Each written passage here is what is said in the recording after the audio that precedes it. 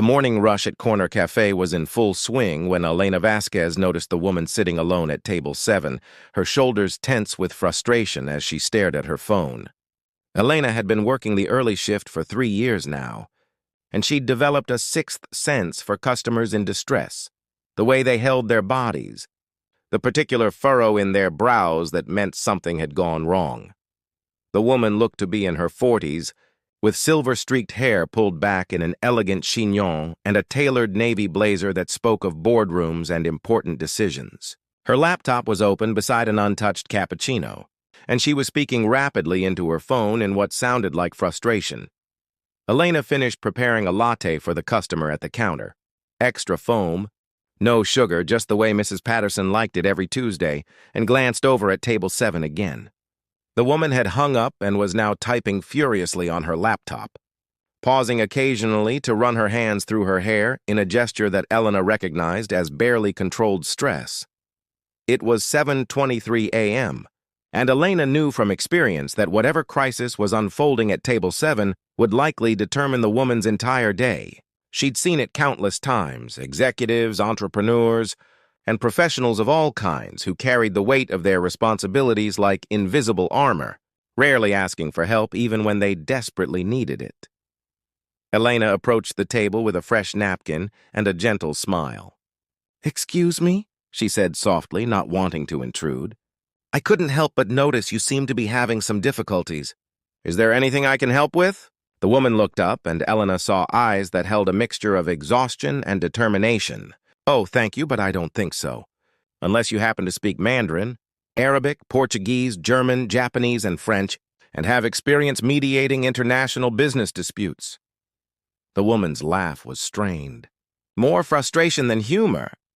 Elena blinked, processing what she'd just heard. "Actually," she said carefully, "I do speak all of those languages. What kind of problem are you dealing with?" The woman stared at her for a long moment, as if trying to determine whether Elena was serious. "You're telling me that a barista in a coffee shop in downtown Seattle speaks 6 languages fluently?" "7, actually," Elena said with a modest smile. "You didn't mention Spanish, and that's my native language. I also speak some Korean and Italian, but I'm not as confident with those." The woman's expression shifted from skepticism to amazement. "How is that possible?" Elena shrugged, suddenly self-conscious. "My parents were diplomats when I was growing up. We moved around a lot. China, Morocco, Brazil, Germany, Japan, France. I picked up languages out of necessity, and I've always had an ear for them." "And you're working as a barista?" There was no judgment in the question, just genuine curiosity, but Elena still felt the familiar sting of explaining her circumstances.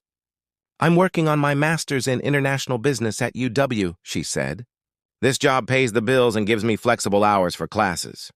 Plus, I actually enjoy it. I meet interesting people." The woman was quiet for a moment, studying Elena with new interest. "I'm Alexandra Morrison," she said finally, extending her hand. "And I think you might be exactly the person I need right now." Elena shook her hand, noting the firm grip and the way Alexandra seemed to make decisions quickly and decisively. "Elena Vasquez? What's the problem?" Alexandra gestured to her laptop screen, where Elena could see multiple video call windows minimized in the taskbar. "I have a conference call starting in 10 minutes with business partners from 6 different countries. We're trying to finalize a joint venture that's been in negotiation for 8 months. But there's been a major miscommunication about contract terms." She rubbed her temples, the stress evident in every line of her body.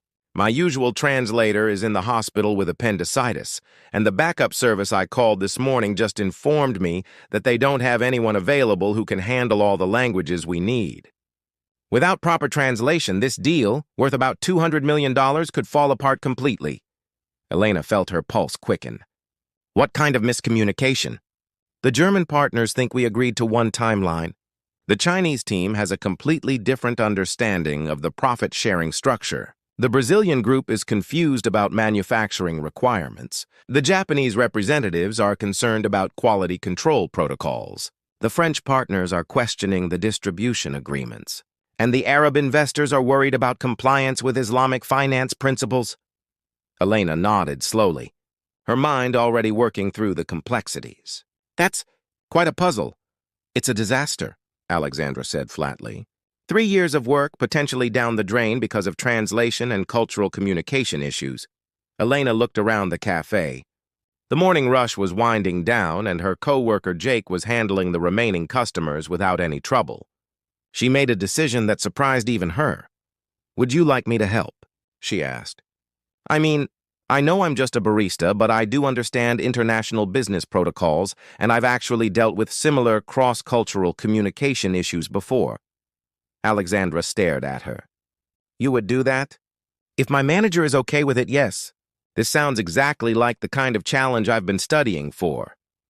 Elena walked over to the counter where Jake was cleaning the espresso machine. "Hey, Jake, I know this is going to sound weird, but there's a customer who needs some emergency translation help, and it might take about an hour. Would you be okay covering for me?" Jake glanced over at Alexandra, then back at Elena. "The lady in the suit?" "Sure, no problem. We're pretty slow now anyway. Go save the day, multilingual superhero." Elena grinned at him gratefully, then returned to table 7 where Alexandra was staring at her with an expression Elena couldn't quite read. "Okay," Elena said, pulling up a chair.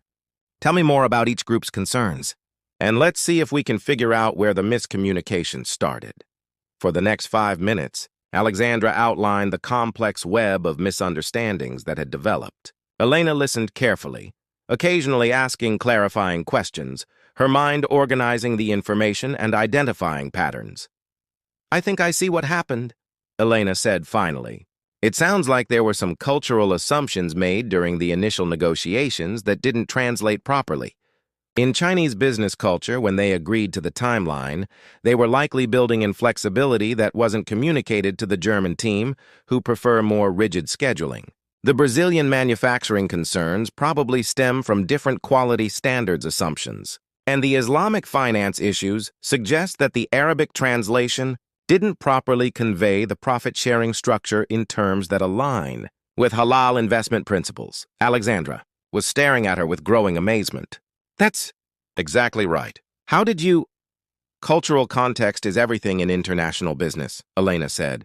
"Languages aren't just words, they're entire worldviews. You can't just translate literally. You have to translate culturally." Alexandra's phone buzzed with an incoming call notification. "That's them," she said, her voice tight with anxiety. "Okay," Elena said, settling into her chair with the calm focus she'd learned from years of helping frustrated customers. "Let's do this." The next hour was unlike anything Elena had ever experienced. As Alexandra initiated the video conference, Elena found herself seamlessly switching between languages, not just translating words but interpreting cultural nuances, business customs, and underlying concerns that weren't being directly expressed. When the German partners expressed frustration about timeline ambiguity, Elena helped them understand that the Chinese team's flexibility was actually an asset, not a weakness, a way to accommodate unforeseen circumstances while still meeting ultimate deadlines.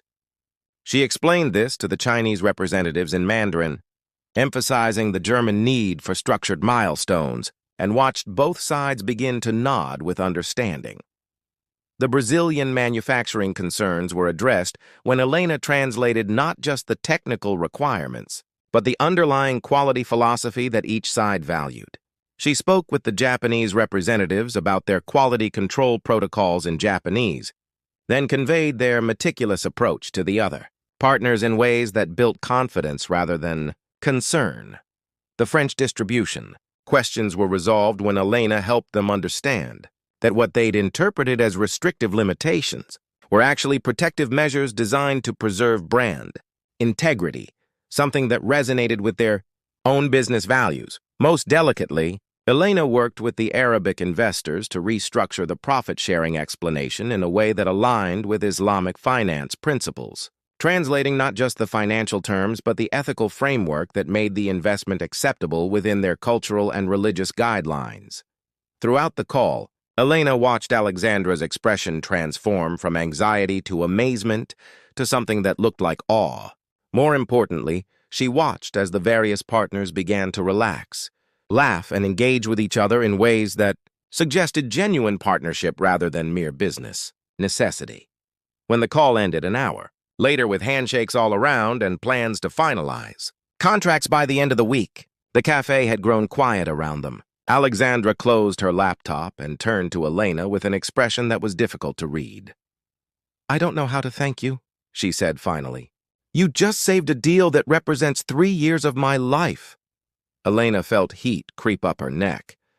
It was really interesting, actually. "I enjoyed the challenge."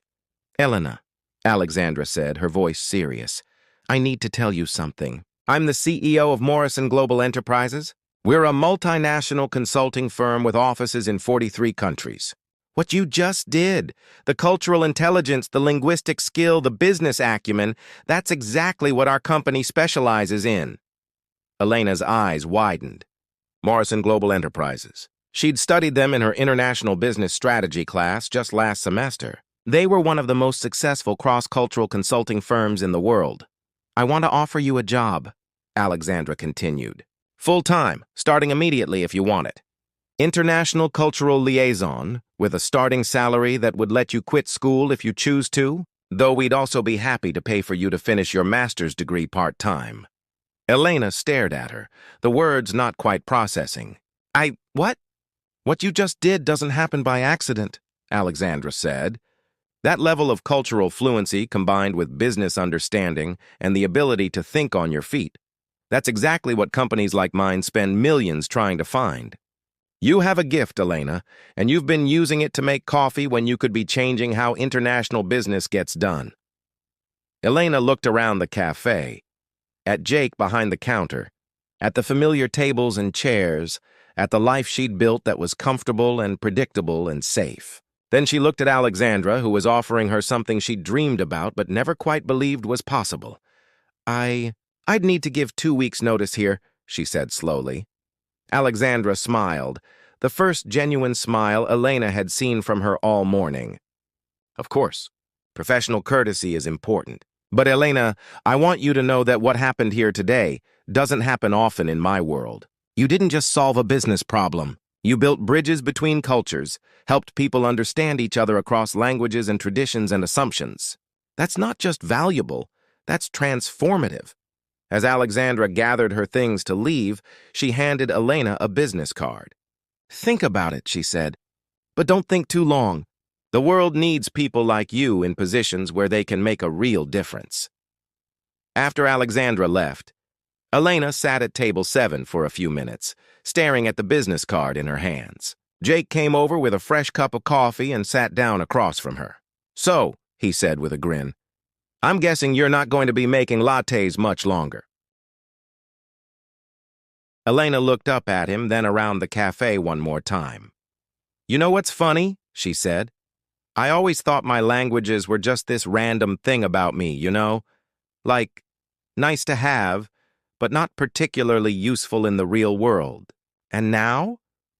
Now I'm thinking maybe they were never random at all. Maybe they were preparation for exactly this moment." Elena stood up, smoothing down her apron one last time.